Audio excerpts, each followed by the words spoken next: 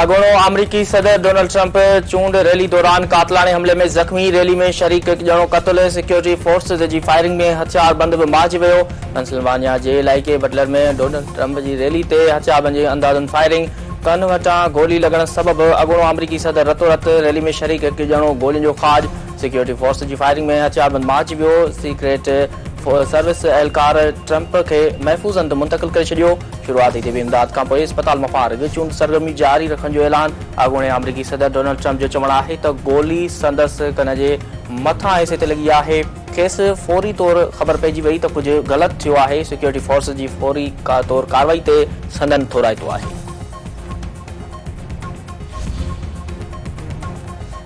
अमरीकी सदर जो बाइडन पारां डोनाल्ड ट्रंप ते हमले जी मज़म्मत। संदसि चवणु आहे त उहो ॼाणे ख़ुशी थी आहे त डोनाल्ड ट्रंप हमले में महफ़ूज़ रहियो आहे। अमरीका में तशद्दुद जी का बि गुंजाइश नाहे। तशद्दुद जे वाक़िअनि ख़िलाफ़ क़ौम तौर मुतहद हुअणु घुरिजे। सदर आसिफ अली ज़रदारी ऐं वज़ीर आज़म शहबाज शरीफ पारां अमरीका जे अॻूणे सदर डोनाल्ड ट्रंप जी रैली दौरान हमले जी मज़म्मत। सदर आसिफ अली ज़रदारी जो चवणु आहे त अॻूणे अमरीकी सदर ते हमले जो ॿुधी सदमो पहुतो। सियासत में तशद्दुद जी का बि गुंजाइश नाहे। वज़ीर आज़म शहबाज शरीफ जो चवणु आहे त सियासी अमल में हर क़िस्म जो तशद्दुद मज़म्मत जोॻो आहे। संदन हमदर्दियूं ऐं ख़्वाहिशूं डोनाल्ड ट्रंप जे ख़ानदान सां गॾु आहिनि।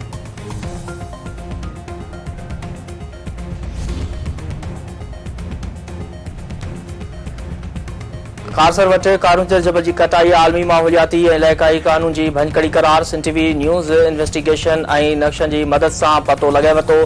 तारीख़ी माहिरनि ऐं इलाइक़े वासियुनि तरफ़ां बि ख़ासर वटि कारूंचर जबल जी कटाई जी मुखालफ़त। सुप्रीम कोर्ट ऐं हाई कोर्ट जा फ़ैसिला बि मौजूदु। वाइल्ड लाइफ खातो बि कटाई जी मुखालफ़त करे चुको। रामसर कन्वेंशन में शामिल हुजण सबबि ख़ासर में आलमी कानून तहत माहौल मुखालिफ़ सरगर्मी ते पाबंदी।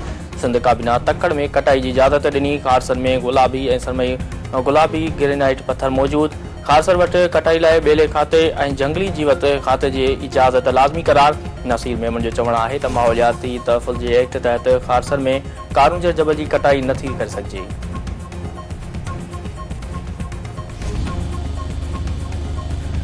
तोशाखाना जी नए रेफरेंस में पीटीआई बानी बुशरा बीबी 6 ॾींहनि जी रिमांड ते इन हवाले एहतसाब अदालत तरफ़ां ॿिन्ही खां जेल अंदर ई आरी पुछा करण जो हुकुम।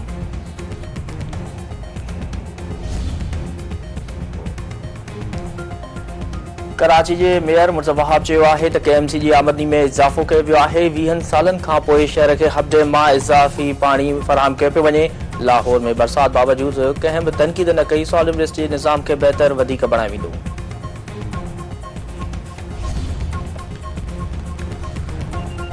कंबर में पुराणे तकरार तां झेड़े में ॿिनि सगन भाइरनि समेत 3 ॼणा क़त्ल। हथियारबंदनि ग़ुलाम उमर अली ख़ान चांडियो ऐं अब्दुल रहीम गांचो खे क़त्ल करे छॾियो। कंडियारे भरिसां पाणी जे वारे तां झेड़े में हिकु ॼणो क़त्ल। 8 मरणींग ॻोठ मोहम्मद मूसा लाशारी में झेड़े दौरान आसिफ लाशारी गोलियुनि जो खाज। धुरनि में छिकताण।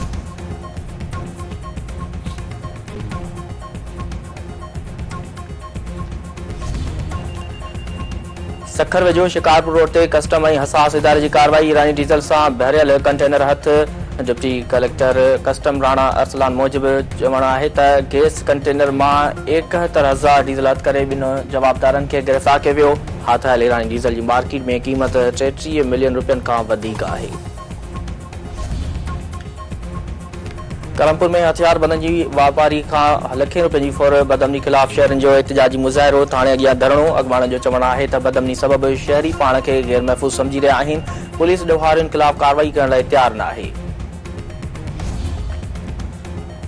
हज़रत इमाम हुसैन अलैहिस्सलाम ऐं संदसि जानिसारनि जी यादि में मातमी जुलूस ऐं मजलिसूं। घिटी घिटी में सबिलूं क़ाइम। हर पासे या हुसैन जूं सदाऊं। सिक्योरिटी इंतज़ाम निहायत सख़्त। वॾे अंग में अहलकार मुक़रर। रेंजर्स ऐं पुलिस जो फ्लैग मार्च।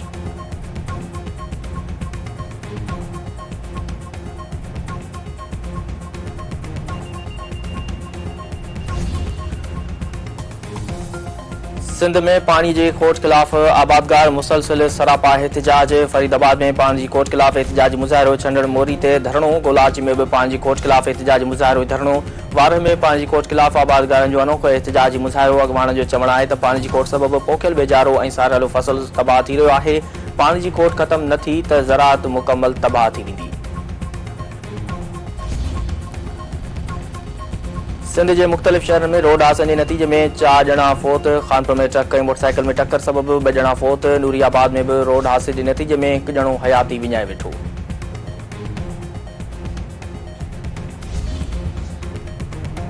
पीसीबी तरफ़ां 3 फॉर्मेट खेॾंदड़ क़ौमी क्रिकेटरनि लाइ NOC महदूद करण जो फ़ैसिलो ईंदड़ साल मई ताईं मुसलसल क्रिकेट हुअण सबबि रांदीगरनि खे लीगल खेॾण जी इजाज़त न हूंदी।